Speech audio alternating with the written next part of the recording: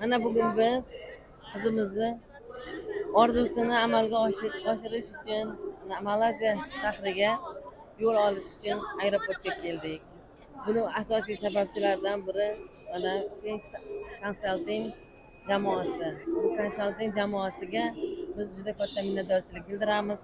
Chunki hamma dokument, hujjat rasmiylashtirish, vizalarni chiqarishlarida mana shu ayniqsa konsalting jamoasini roli juda katta bo'ldi. Konsalting jamoasiga ishoning. Ular bilan hujjat rasmiylashtirib, mana chet davlatlarga o'qishga harakat qiling, orzularingizni amalga oshiring.